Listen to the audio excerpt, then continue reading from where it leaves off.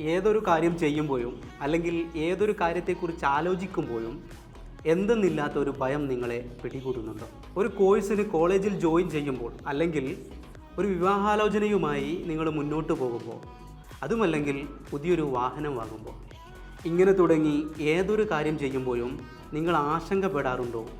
ഇതൊക്കെ ചെയ്താൽ ശരിയാവുമോ എന്നൊരു പേടി നിങ്ങളെ അലട്ടുന്നുണ്ടോ?